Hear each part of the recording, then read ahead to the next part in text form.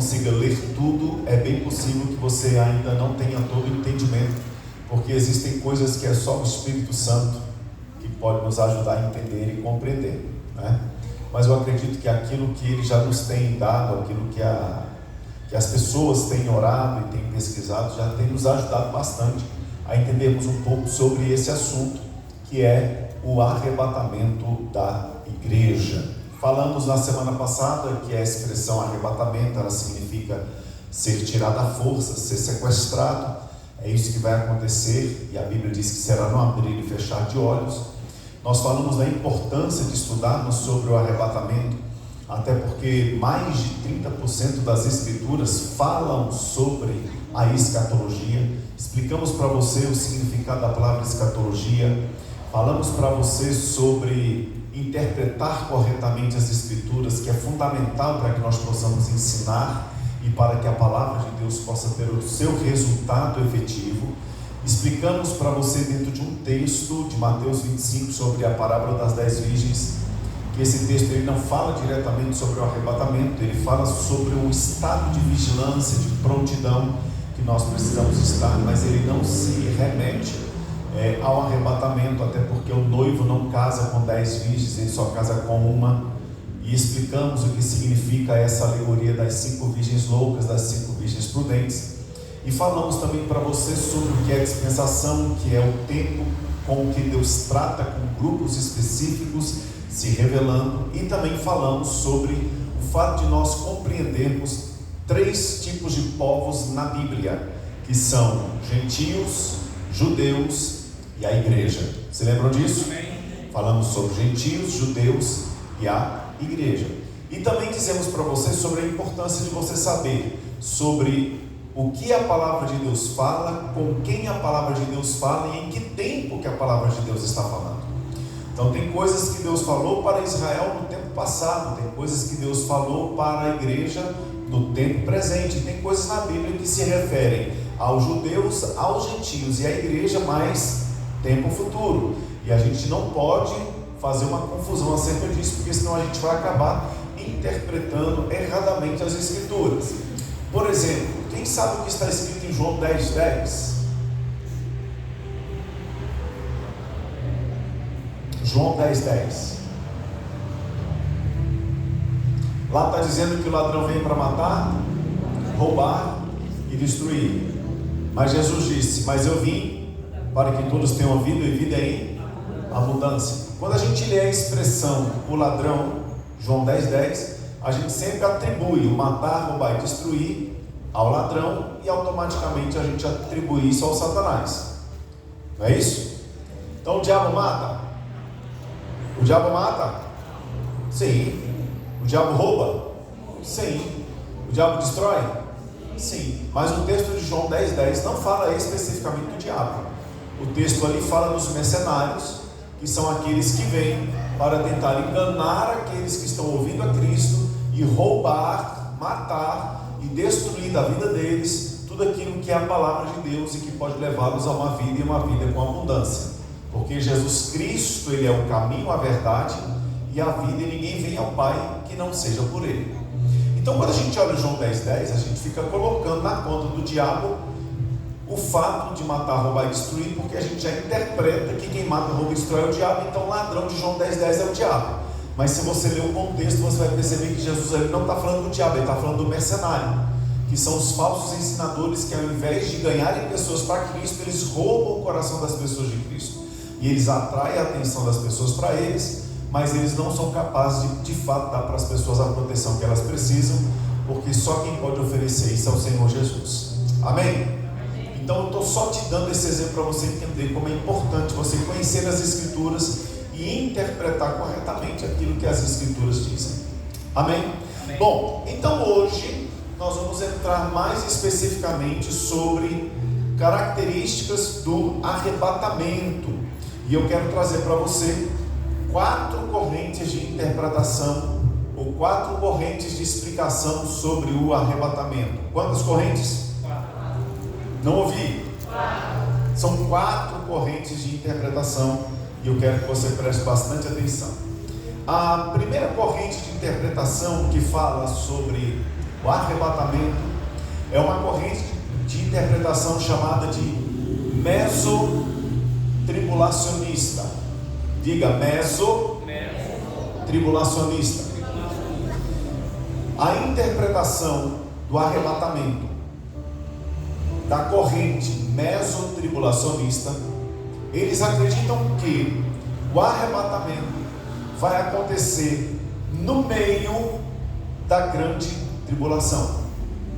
Então, a interpretação mesotribulacionista, eles acreditam que no meio da tribulação, por isso a palavra meso, que significa meio, essa corrente acredita que a igreja vai entrar na grande tribulação, que a igreja vai viver os 3 primeiros anos e meio da tribulação, que a igreja vai saber quem é o anticristo, que a igreja vai saber quem é o falso profeta, que a igreja vai ser perseguida aqui no período da tribulação, e no meio da tribulação, portanto com 3 anos e meio, o Senhor Jesus Cristo ele volta e ele leva a igreja, ele arrebata a igreja, e aí dentro do entendimento do que acontecerá na tribulação, eles acreditam que o segundo 3 anos e meio, isso quer dizer a segunda parte da grande tribulação, que vai ter a duração de 3 anos e meio,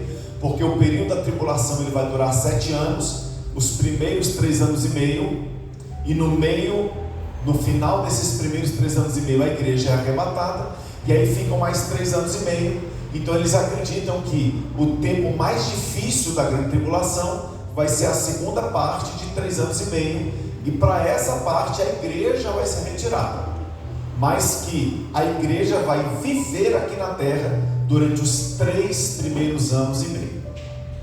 Entenderam? Então a teoria da mesotribulação ou mesotribulacionista, eles acreditam que a igreja entra na tribulação, ela vive os primeiros 3 anos e meio, quando então ela é arrebatada, e aí a humanidade vai passar por mais 3 anos e meio, dando um total de 7 anos. Bom, isso é um pensamento que não está coerente com as Escrituras.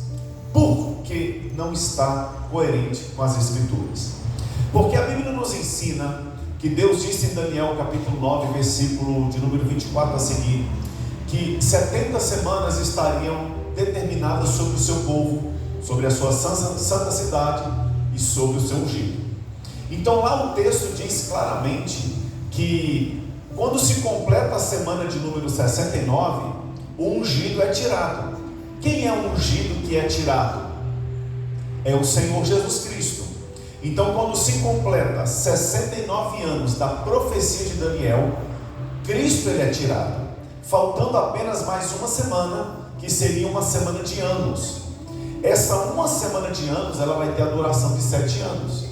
Com a tirada de Cristo, fica faltando mais uma semana de 7 anos, para que Deus possa tratar com a nação de Israel.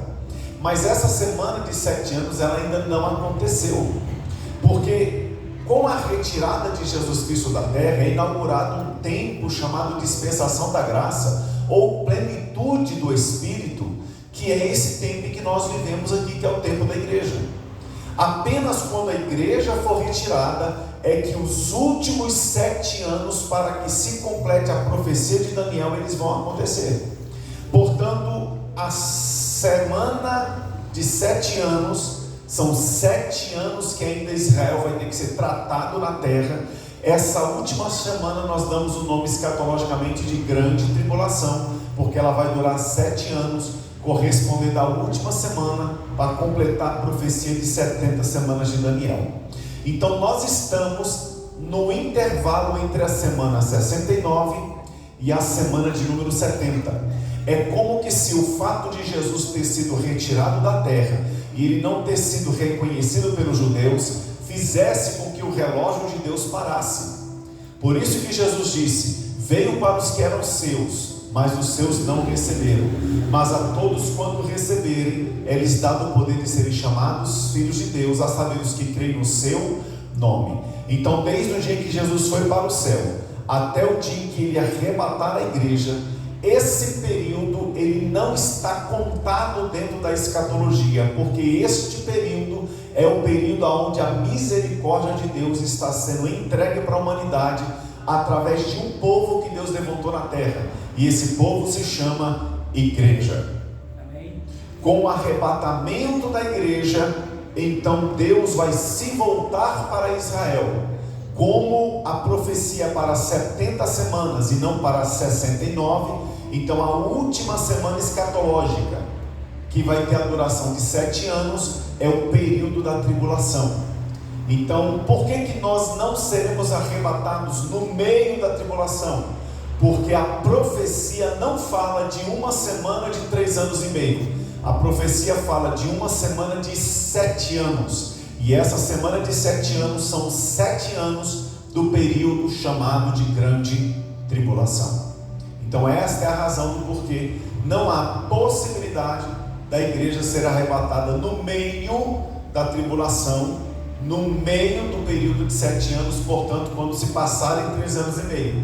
Então, biblicamente falando, a interpretação mesotribulacionista, mesmo que ela venha tentar fazer alguns apontamentos com o versículo bíblico, ela não tem uma coerência bíblica, porque ela entra em rota de colisão, ela entra em choque com outros textos bíblicos que não lhe dão amparo. Então esta interpretação, ela não tem nenhuma fundamentação coerente com as escrituras.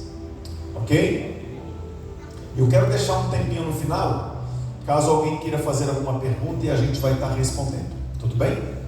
A segunda corrente de interpretação é a corrente de interpretação do arrebatamento pós-tribulacional.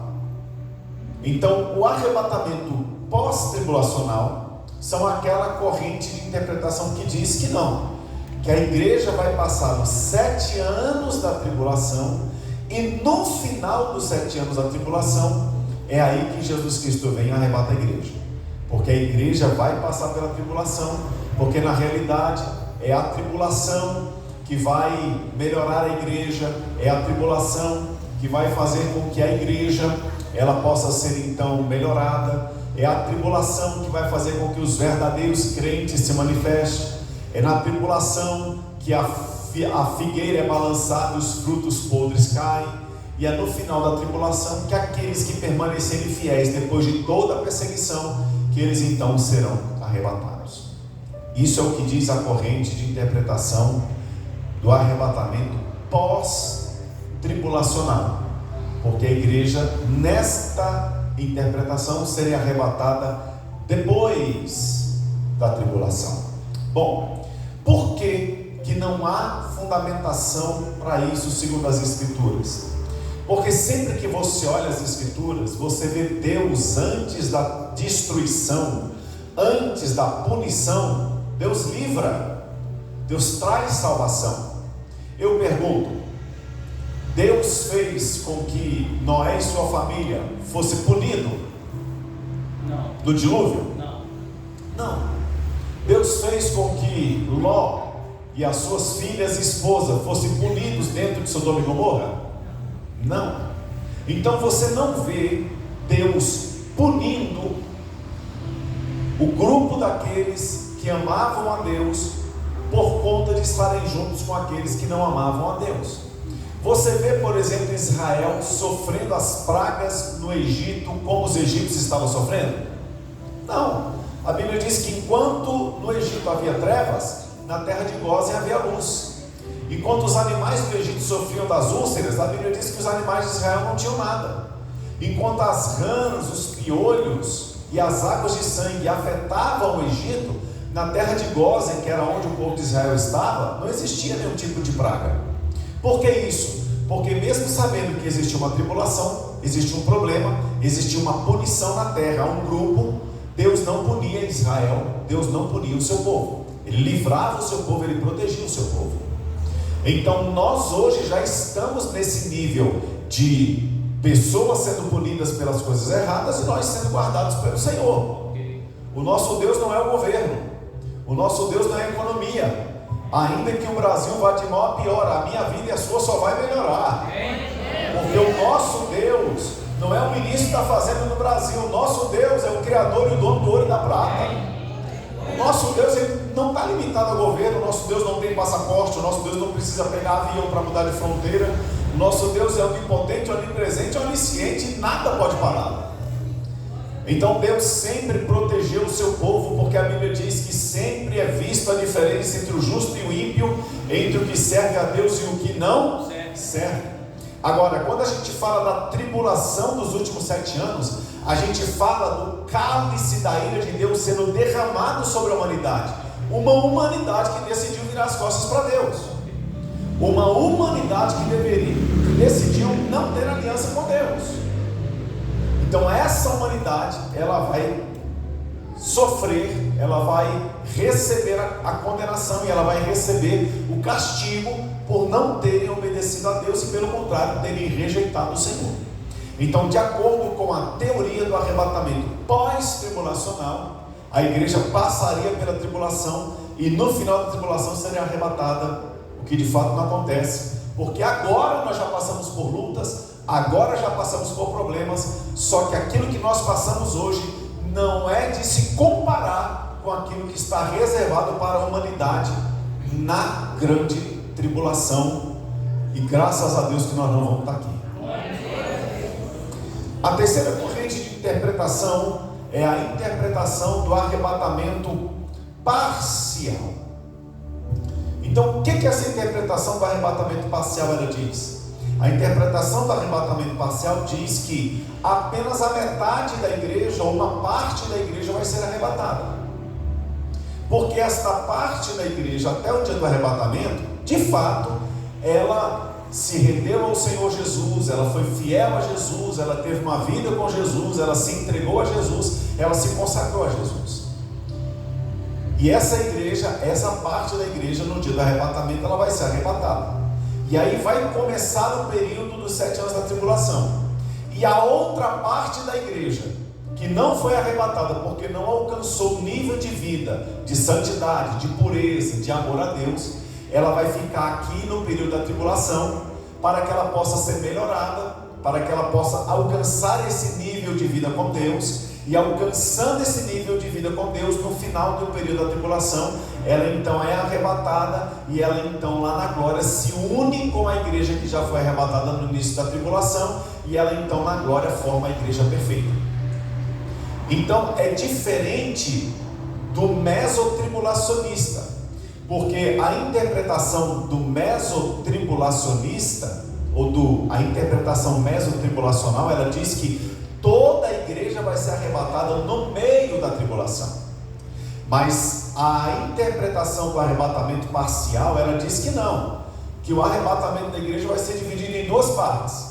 No início da tribulação, antes da tribulação, só os que verdadeiramente estarão puros e salvos, e no final da tribulação, aqueles que se purificaram na tribulação, porque viram que era de verdade, porque viram que era para valer, e no final vão falar: Senhor, realmente eu entendi que o negócio era sério, e agora eu decido viver com o Senhor, e permanecendo firmes com Jesus durante os 7 anos da tribulação. No final dos 7 anos da tribulação, essa parte da igreja que ficou, por isso o arrebatamento parcial, essa parte da igreja que ficou, ela vai ser purificada, os crentes vão se arrepender, vão alinhar a vida com Deus, e aí no final da tribulação eles vão ser arrebatados, e lá no céu vão se juntar com os crentes que foram arrebatados antes da tribulação, e vão formar a igreja poderosa de Jesus, que depois vem para reinar com Cristo na terra.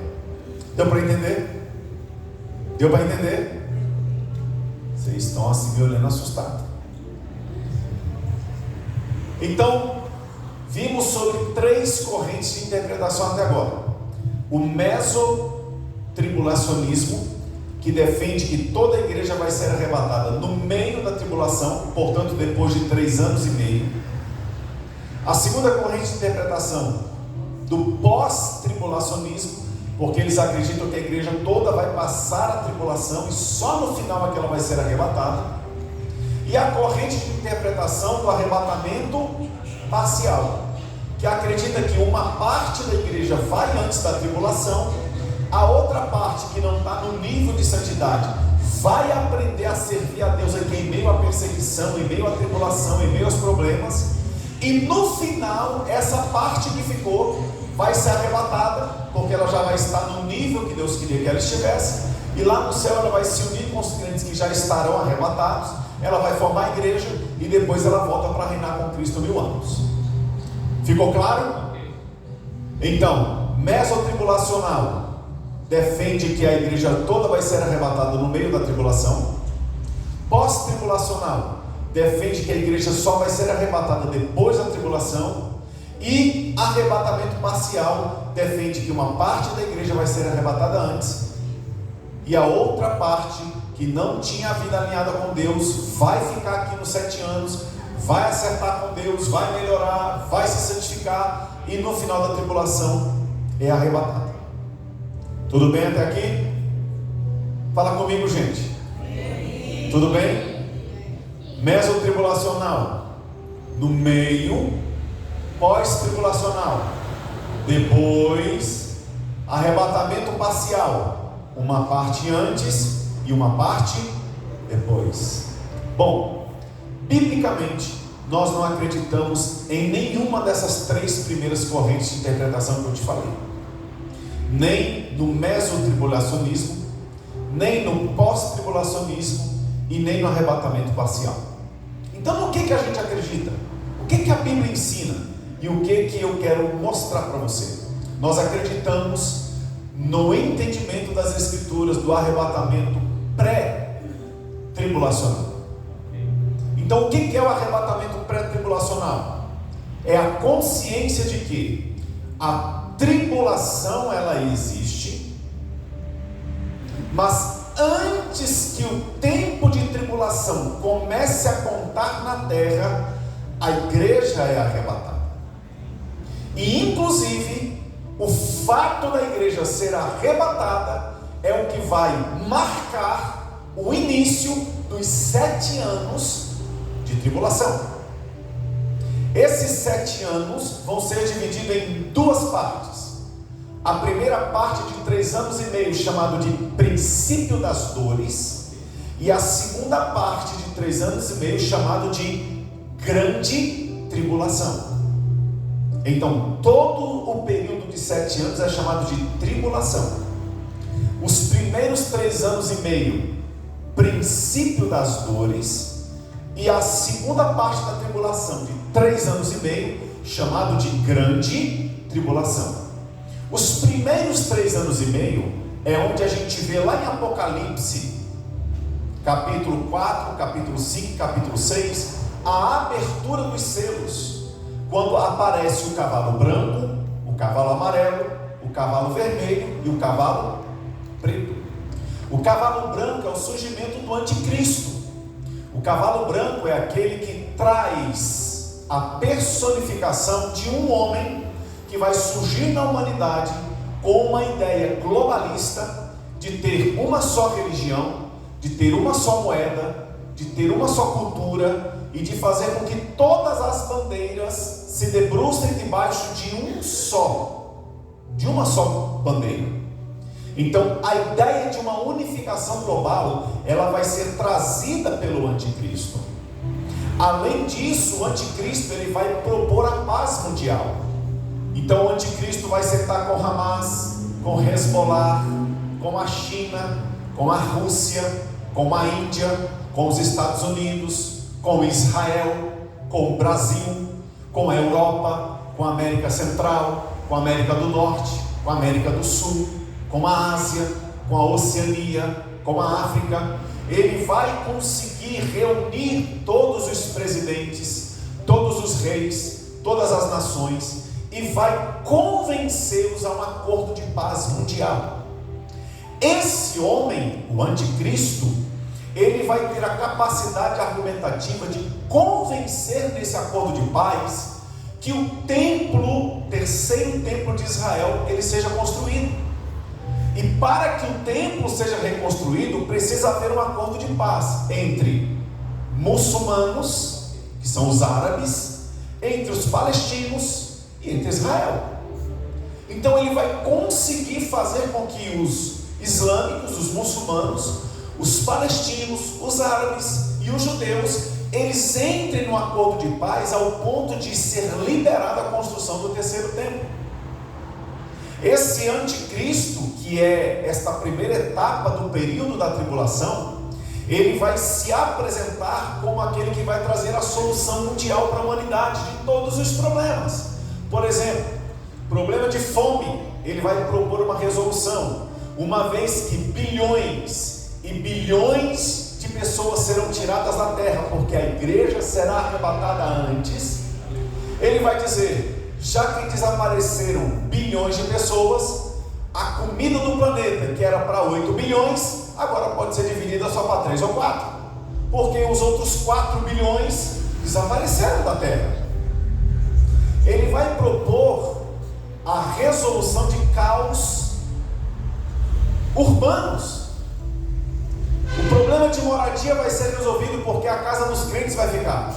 Quem acredita que você não vai levar a sua casa? O problema de transporte vai ser resolvido porque vai ter um monte de crente arrebatado que não vai mais usar metrô, não vai usar ônibus, não vai mais dirigir carro, porque o carro vai ficar.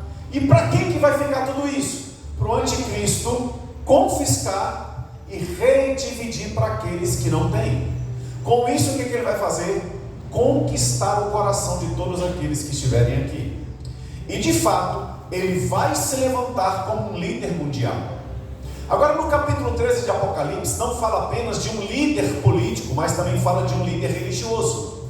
O líder político, a Bíblia chama ele de anticristo, mas o líder religioso, a Bíblia chama ele de falso profeta. Porque o líder político, que é o anticristo, ele vai fazer um acordo de paz, ele vai governar o mundo politicamente através de um grande conglomerado de nações. Mas o líder religioso é o falso profeta.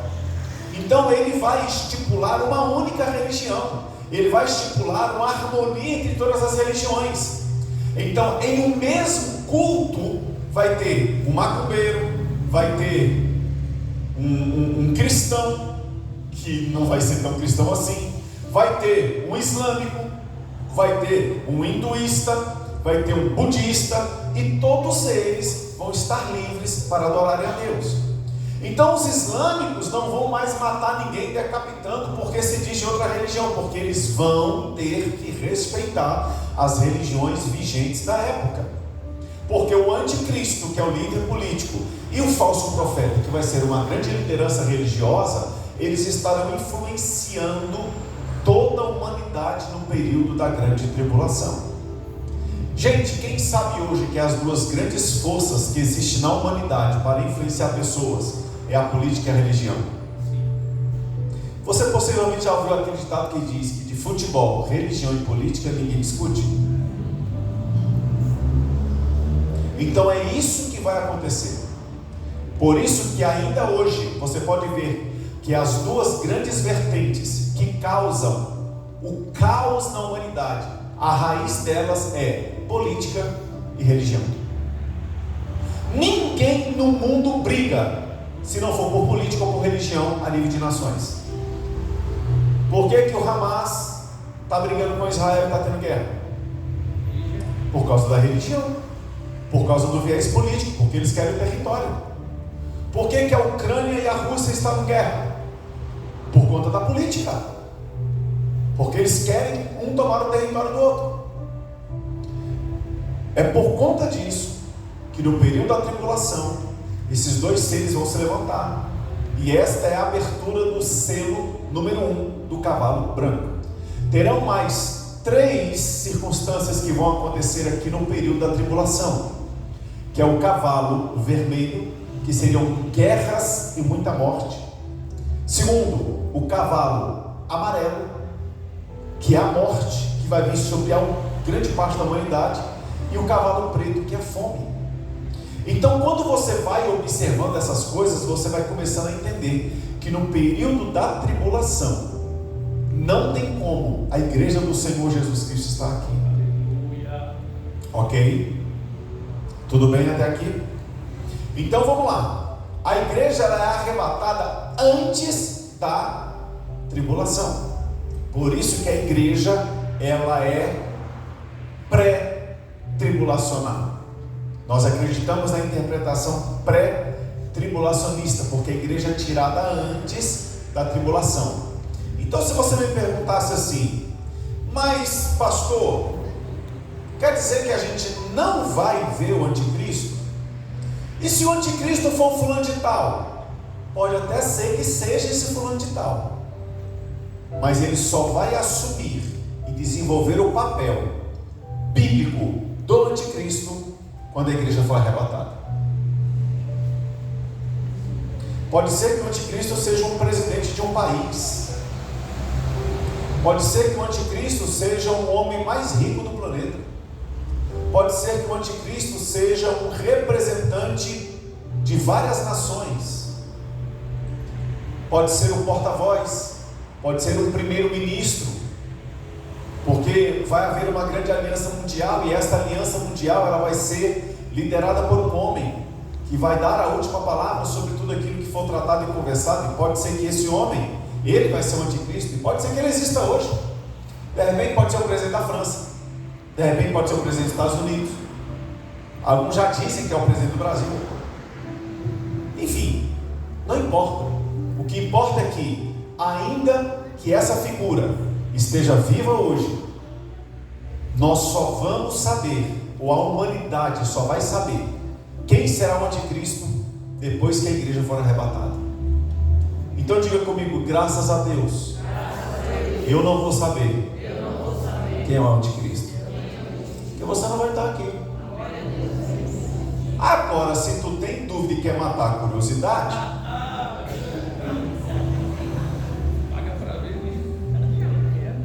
eu dou um conselho: é melhor ir embora. Aí o pessoal ficava dizendo: é porque o microchip é o sinal da besta. Gente, não é não. Se fosse o sinal da besta, você já teria a marca 666 no seu celular. Ele já tem um microchip.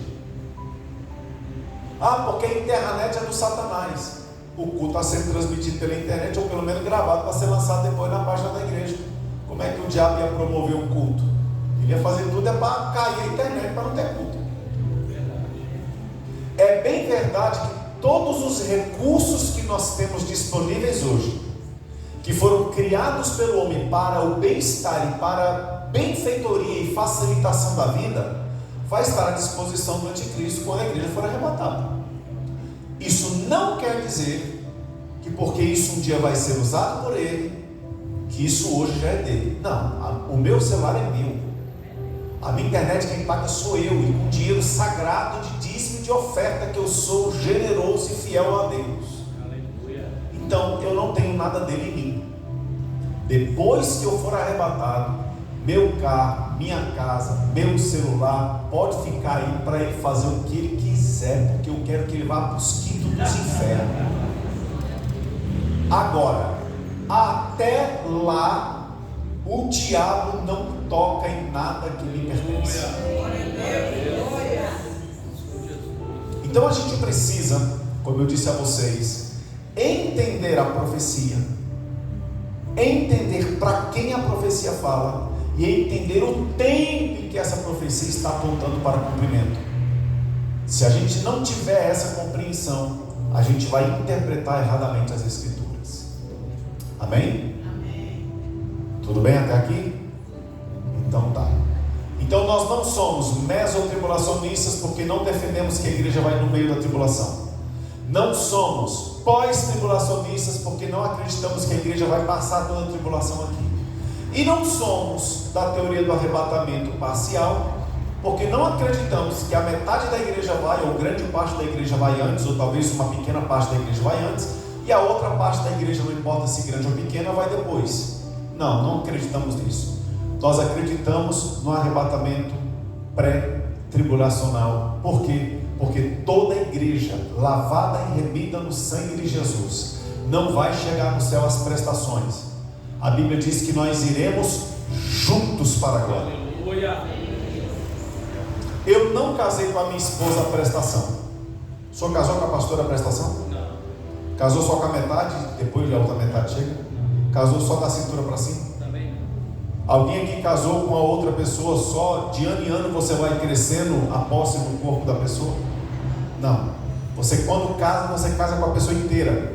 Como é que Jesus vem arrebatar uma igreja que só vai metade?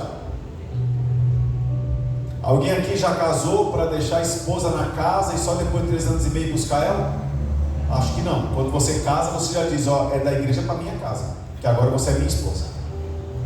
Do mesmo jeito, a igreja não vai vir aos pedaços para o céu. A igreja não vai vir o início e no final para o céu. A igreja não vem no meio do problema para o céu. E a igreja não chega no céu depois do dia do casamento, que a Bíblia diz que é antes da tribulação. Não. A igreja vai ser arrebatada antes da tribulação. Por quê? Em primeiro lugar, existe a promessa de que a igreja será guardada da provação. Apocalipse capítulo 3, abra por favor. Apocalipse 3, versículo de número 10. Glória. Apocalipse 3:10. Quem achou, diga amém. Amém. Espera aí que eu estou indo lá. Diz assim: porque guardastes a palavra da minha perseverança, também eu te guardarei da hora da provação. Ah, mas isso aqui, pastor, é porque é as provações que a gente passa. Não, olha o que diz o versículo. Porque eu te guardarei da hora da provação que há de vir onde? No mundo inteiro. Sobre o mundo inteiro, para experimentar os que habitam sobre a terra. Então, daquela tribulação, daquela provação que vai vir sobre o mundo inteiro, ele diz, eu te guardo. Quer dizer, tiro você antes. Segunda coisa, a remoção do aspecto de habitação no ministério do Espírito Santo exige necessariamente a remoção dos crentes. Isso quer dizer que, quando a igreja for arrebatada, não só a igreja será arrebatada, mas também o Espírito Santo, ele vai com a igreja. Aleluia. Segundo aos Tessalonicenses, Aleluia. capítulo de número 2. Glória a Deus. Segundo aos Tessalonicenses 2. Louvado é o teu nome, Senhor. Aleluia. Deixa eu só ver o versículo aqui para eu dizer para vocês. Bendito Segundo aos Tessalonicenses 2, a partir do versículo 7. Aleluia. Com efeito, o mistério da iniquidade já opera, e aguarda somente que seja afastado aquele que agora o detém.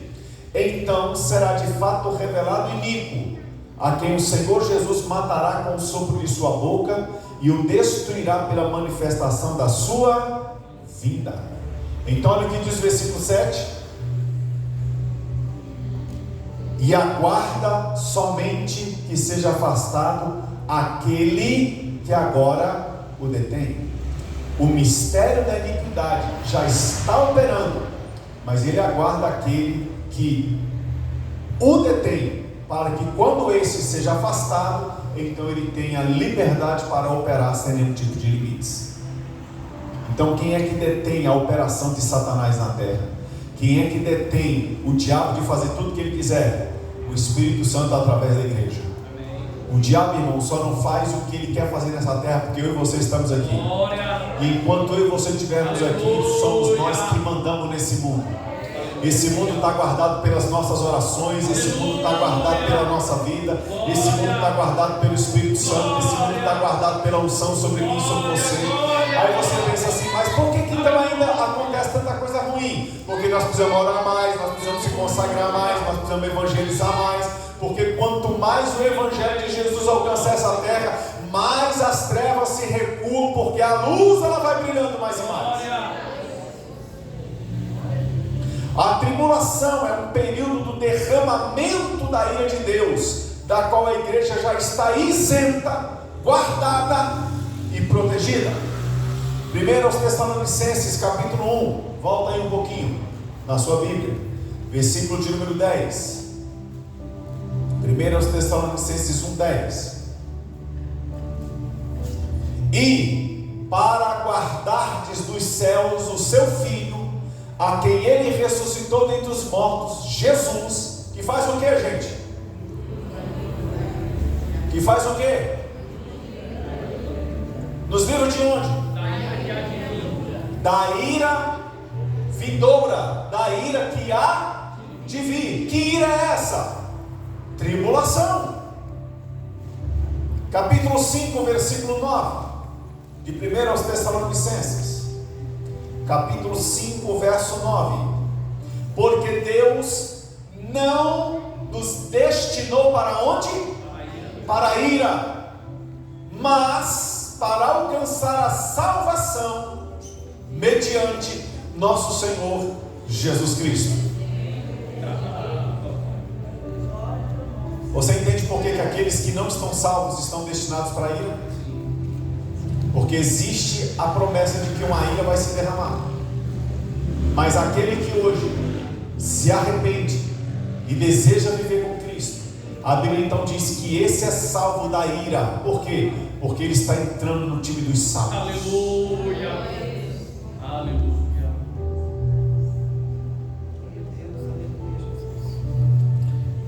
Apocalipse capítulo 6. Somos salvos da ira futura de Deus. Apocalipse 6, 17. Porque chegou o grande dia da ira deles, e quem é que pode suster-se? Que dia da grande ira é esse que ele está falando aqui? Tribulação. É o dia da tribulação.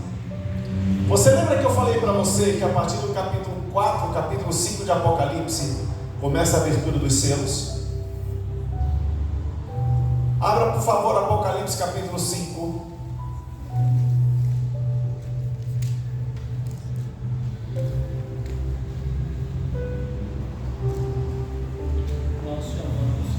Versículo 1. Opa, não é ele voltando não. Vi na mão direita daquele que estava sentado no trono um livro escrito por dentro e por fora, de todo selado com 7 selos. João está dizendo, eu vi. Por que ele está dizendo eu vi? Porque agora ele estava presencialmente no céu. Por que agora ele estava presencialmente no céu? Vá para o capítulo 4, versículo de número 1. Depois dessas coisas olhei, e não somente uma porta aberta no céu, como também a primeira voz que ouvi, como de som de trombeta, ao falar comigo, dizendo, vamos ver aí o que diz: sobe para aqui, e te mostrarei o que deve acontecer depois dessas coisas. Então ele ouviu uma voz dizendo, sobe para cá. No capítulo 5 ele já está no céu vendo o que estava acontecendo. E por que eu estou lendo isso para você? Porque no capítulo 2 e no capítulo 3 a Bíblia fala sobre as 7 igrejas. As 7 igrejas representam o período da igreja na terra. Do capítulo 1 João vai falar da experiência com Cristo. Do capítulo 2 e no capítulo 3 ele fala sobre o período da igreja na terra. As 7 cartas da igreja, na realidade, elas representam um alerta para a igreja da atualidade. Elas representam um despertar de Deus para que possamos olhar para aquelas igrejas e tomarmos cuidado com áreas que aquelas igrejas estavam errando, para que nós não possamos errar. Do mesmo jeito que eu leio Gálatas, Efésios, Filipenses, Colossenses, eu leio a carta de Sardes, de Tiatira, de Filadélfia, de Laodiceia, e eu aprendo o que eu não devo fazer no tempo em que estou hoje. Por quê? Porque hoje é o tempo da igreja, é o tempo da oportunidade, hoje é o tempo da salvação. E estas cartas representam para mim sinalizações do que Deus quer e do que Deus não quer para a minha vida. Por isso que o capítulo 2 e o capítulo 3 de Apocalipse representam o período da igreja na terra. No capítulo 4 ele ouve a voz dizendo, sobe para cá, é a igreja sendo arrebatada. E no capítulo 5 ele já se depara com uma visão do céu, a igreja vendo tudo aquilo que vai estar acontecendo. Agora no capítulo 6 ele volta a olhar para onde? Para a terra. E ao olhar para a terra ele diz, versículo 1, vi quando o cordeiro abriu um dos 7 selos, e ouvi um dos 4 seres viventes dizendo, como tem voz de grande trovão, vem. Vi então, e eis que um cavalo branco e o seu cavaleiro com um arco, e foi-lhe dado uma coroa, e ele saiu vencendo para vencer. O versículo 3 fala do segundo selo, que é o cavaleiro do cavalo vermelho. O terceiro selo fala do cavaleiro do cavalo preto, e o quarto selo fala do cavaleiro do cavalo amarelo. Aí tem o quinto selo, o sexto selo, o capítulo 7, e a partir daí toda a visão de Apocalipse está voltada para a terra. Do capítulo 6 até o capítulo 19 de Apocalipse é o período chamado de grande tribulação. A igreja não vai estar aqui porque a igreja foi arrebatada no capítulo 4. No capítulo 5 a igreja está na glória. No capítulo 6 começa a tribulação. No capítulo 19 termina a tribulação. E no capítulo 20 ele diz que olhou para o céu e viu o Rei dos Reis e o Senhor dos Senhores voltando, vestido de branco em cima do cavalo branco. E quem é que acompanhava ele? Uma multidão vestida de branco, irmão. Diga, sou eu.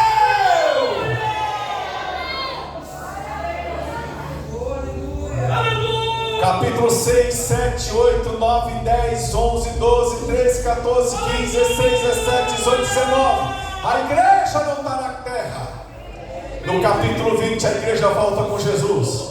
No capítulo 21, o milênio estabelecido na terra, o diabo é destruído. E no capítulo 22, a consumação de todas as coisas. E nós entraremos com ele em novo céu, em nova terra, e lá habitaremos com ele para sempre.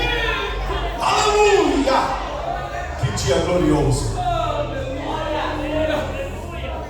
Bendito, bendito. Então a igreja não vai passar por aqui. A igreja não vai passar pela tribulação. Levante a sua mão bem alta e diga: eu vou antes. Diga de novo: eu vou antes. Diga: eu vou antes. Diga: eu não vou passar pela tribulação. Diga: eu vou antes. Aleluia. Louvado seja o teu nome, Senhor. Bendito. O arrebatamento, ele será iminente. Oh, bendito, bendito.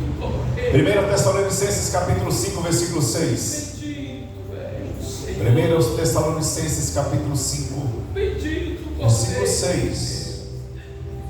Bendito aquele que é santo e poderoso. Aleluia. Oh, glória.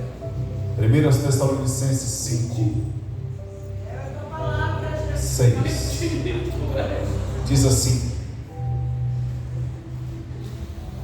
1 Tessalonicenses 5. oh, bendito és o Cordeiro de Deus. 6. Assim, pois, não durmamos como os demais. Pelo contrário, vigiemos e sejamos sóbrios. O arrebatamento ele será iminente. Isso quer dizer que ele acontecerá inesperadamente. Você não sabe o dia, você não sabe a hora. A Bíblia só diz que será no abrir e fechar de olhos, ao soar da última trombeta.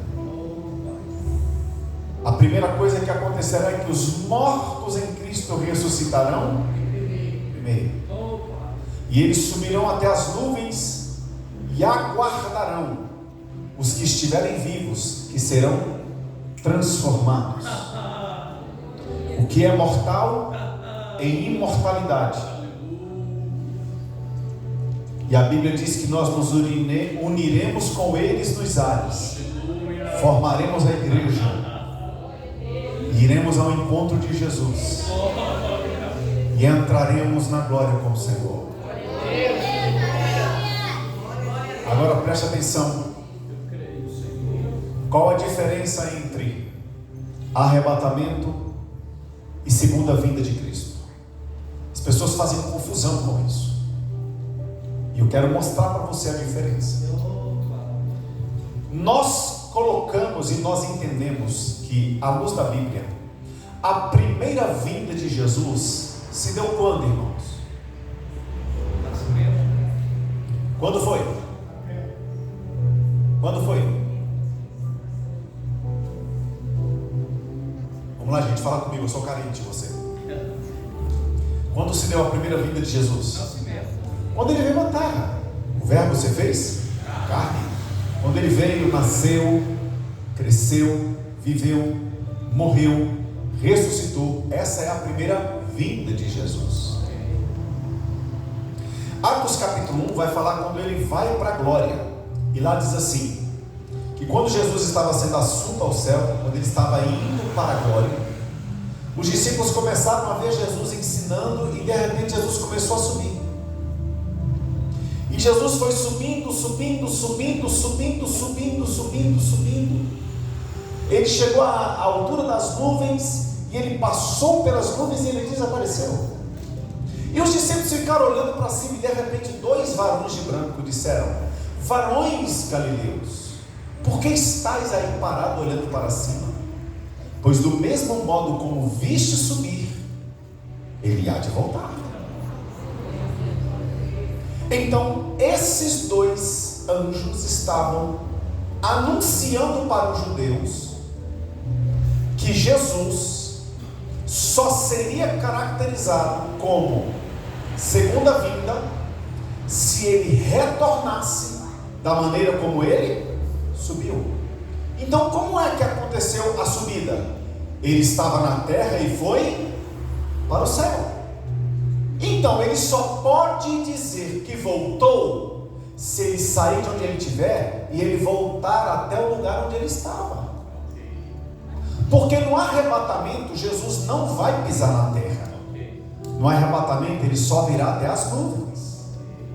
A igreja que irá ao encontro dele. Os mortos ressuscitam, os salvos são transformados, se unem e vão ao encontro dele nos ares. Então ele não voltou, ele não veio pela segunda vez na terra. Por quê? Porque ele não pisou na terra. Estão me entendendo? Estão me entendendo, gente? Então, para explicar melhor ainda, imagina que eu saio da minha casa e eu venho aqui ao Ministério Ágape pregar. Termina o culto, eu vou embora. Aí o bispo Vanderlei diz assim: queridos, na próxima quinta-feira o professor ele vai voltar aqui na igreja. Só que antes de quinta-feira, de repente um pequeno grupo de irmãos viram que eu vim até aqui no mercado e depois eu voltei para minha casa. Esse grupo não diria: o professor voltou aqui na igreja. Esse grupo diria: o professor veio até o mercado e foi embora. Então ele não voltou aqui. Ele veio até próximo, mas ele não voltou aqui. Por quê? Porque ele não veio ao lugar da sua primeira vinda. O arrebatamento da igreja, ele vem até as nuvens e a igreja vai ao seu encontro. Mas na segunda vinda, que será no final da tribulação, ele volta com a igreja para implantar o milênio na terra. Aí a Bíblia diz que ele vai botar o pé aqui no chão. Então, a primeira vinda de Jesus é quando ele nasceu, viveu, morreu e ressuscitou. E a segunda vinda de Jesus é no final da tribulação, quando ele vem implantar o milênio na terra, prender o diabo e trazer juízo sobre as nações. E o arrebatamento? É arrebatamento. O arrebatamento não é sobre Jesus vir. O arrebatamento é sobre nós irmos. Porque a vinda de Jesus são apenas 2. Primeira vinda, seu nascimento, já aconteceu. E a segunda vinda, no final da tribulação, vai implantar o milênio na terra. O arrebatamento acontece antes da segunda vinda, mas não é a segunda vinda, porque ele não vem aqui na terra, ele só vem até as nuvens, e é a igreja que vai a ele. Então o arrebatamento não é sobre ele vir, é sobre nós irmos. Por isso que é arrebatar, tirar, arrancar, levar subitamente. Está claro, gente? Então eu pergunto, questão de prova, valendo 10, arrebatamento da igreja é a segunda vinda de Jesus? Não. Quando foi a primeira vinda de Jesus? Na sua vida na terra, que ele nasceu, cresceu, viveu, morreu e ressuscitou e foi para o céu. Quando será a segunda vinda de Jesus? No final da tribulação, quando ele vem com a igreja implantar o milênio. E o arrebatamento é o quê? É a retirada da igreja da terra. Então arrebatamento não é segunda vinda. Está claro isso para você? Ah, mas eu acredito que eu vou ver Jesus voltando à segunda vinda. Então tu vai estar na tribulação. Porque eu creio na segunda vinda de Jesus, mas eu não vou ver ele de frente, eu vou ver ele de costas, porque eu vou vir atrás dele. Quem vê Jesus vindo de frente na segunda vinda é porque vai estar aqui na tribulação olhando para cima. Quem vê Jesus vindo na segunda vinda de costas é porque vai vir depois dele. Isso quer dizer, já foi arrebatado antes, ele vem na frente e você vem atrás. Eu prefiro na segunda vinda ver Jesus de costas. Tem mais alguém aqui comigo na segunda vinda que quer ver Jesus de costas? Aí eu abro aspas para dizer que tem uns cabra gaiato que a Bíblia diz lá em Apocalipse 19:20 que na sua coxa estará escrito com sangue Rei dos Reis e Senhor dos Senhores. E tem uma galera por aí dizendo que não pode fazer tatuagem porque na coxa dele está escrito. Meu querido, deixa eu te contar uma coisa. Se Rei dos Reis, Senhor dos Senhores estiver escrito na coxa de Jesus, na carne de Jesus, então é sinal que Jesus vai voltar de saiote. Porque para ver escrito na pele dele Rei dos Reis, Senhor dos Senhores, é sinal que a roupa dele vai estar rasgada. Não é isso que a Bíblia diz. A Bíblia diz que no manto, na sua coxa, isso quer dizer que na roupa que Jesus está vestido, na sua coxa, que representa estilo de vida, firmeza e caráter. Lembra quando o anjo tocou na coxa de Jacó? Quando o anjo tocou na coxa de Jacó, o que aquilo mudou em Jacó? Mudou o andar. O anjo ter tocado na coxa de Jacó e a partir dali ter mudado o andar de Jacó, representa que quando alguém se encontra com ele, quando alguém é tocado por ele, quando alguém tem aliança com ele, não anda mais do jeito que andava, tem que andar diferente. O caráter, a postura, a firmeza, a palavra, se ele deu, ele cumpre. Mas vai me dar prejuízo. Posso ter prejuízo, mas não perco o meu caráter nem minha palavra. Por que isso? Porque na sua coxa teve um toque, e a partir dali o seu jeito de andar, quem olhava dizia: quem é aquele que anda diferente, fala diferente, se veste diferente, namora diferente, ouve música diferente, vive uma vida diferente? Quem é aquele que agora vai até para um lugar diferente? Ele ia para o bar, para a boate, para o botequim, para a boca de fumo, agora vai para a igreja, vai para a adoração, vai para o jejum, vai para a vigília. Ele ia para o come bebe, agora vai para a Santa Ceia. Por que agora ele anda diferente, fala diferente, se veste diferente? Porque ele teve um encontro com o Senhor. É por essa razão que no seu manto, na parte da coxa, no manto, é na roupa que está aqui, ó, nessa parte da coxa que vai estar escrito Rei dos Reis e Senhor dos Senhores, porque quem olhar para ele sabe, ninguém vive como ele vive. Amém.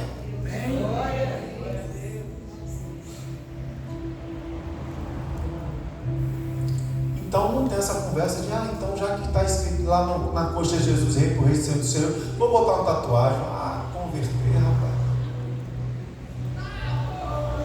Irmão, esse negócio da gente achar que porque a gente é crente, a gente pode viver uma vida de qualquer maneira, é um negócio muito complicado. Deixa eu fazer uma pergunta. Tem algum flamenguista aqui? Torce pro Flamengo? Tem um bocado aí, pastor. Uns irmãos meio abatidos. Por favor, um de vocês flamenguistas, fique de pé, só um. Você sabe cantar o hino do Flamengo? Só um pedacinho, né? Mas e se eu te pedisse para você cantar o hino do Botafogo, você cantaria? Você não canta o hino do Botafogo, não?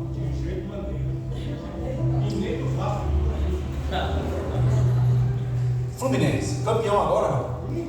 Não? E do Corinthians? Canta não? Pois é. O flamenguista não canta um outro hino que não seja do time dele. E os crentes cantam as músicas que não é da igreja dele. O flamenguista não canta o hino do Botafogo, mas um crente canta a música do diabo. Olha aí. Ouve a música do diabo, curte a música do diabo, vai nos escondidos do fone do ouvido com as playlists do Satanás no celular. É isso aí.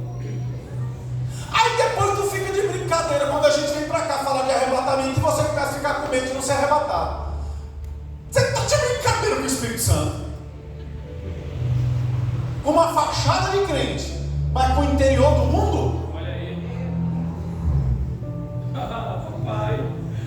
Se o flamenguista não canta a música do Corinthians, o crente canta a música do mundo, tá normal? O Senhor é lindo. Tá tudo bem? O Senhor é poderoso. Tá tudo maravilhoso. Semana passada que eu falei da novela.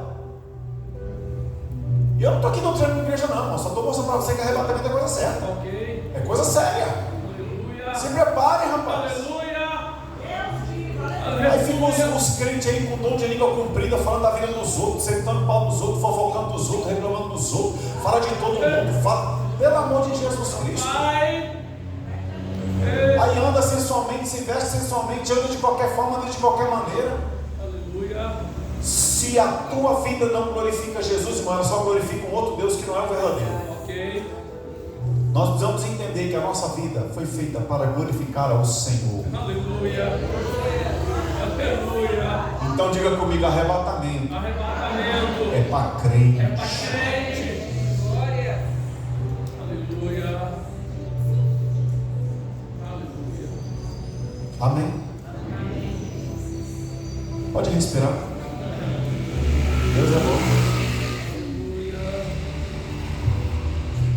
Abra 1 Tessalonicenses capítulo 4, versículo 13. Nós te amamos, Senhor. O seu nome é. Olha o que está escrito lá.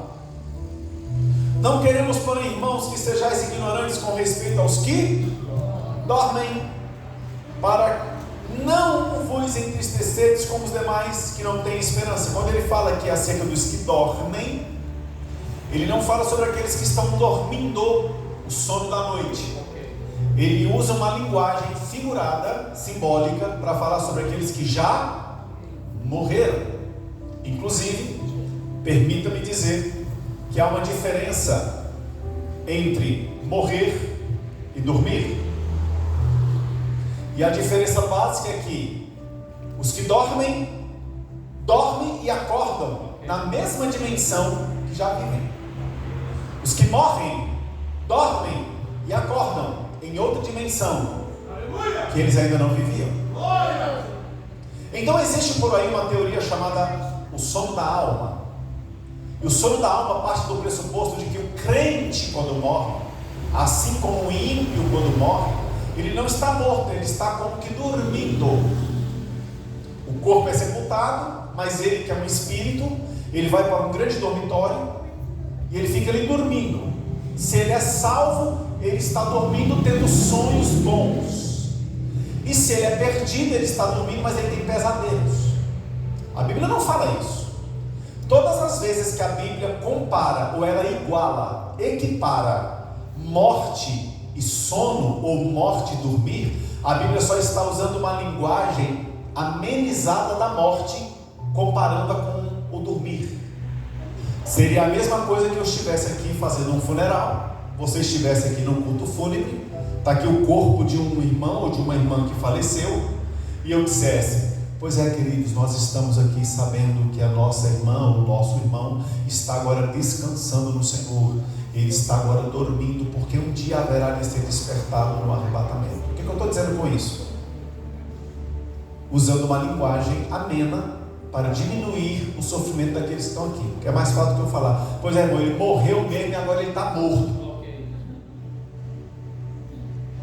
Quando Jesus ficou sabendo que Lázaro havia falecido, ele virou para os discípulos, porque o Espírito Santo testificou para Jesus a morte de Lázaro, a quem ele amava. Ele virou para os discípulos e disse assim: Lázaro está dormindo, mas nós vamos para despertá-lo. Aí os discípulos disseram: Senhor, se Lázaro está dormindo, está tudo bem, deixa ele quieto.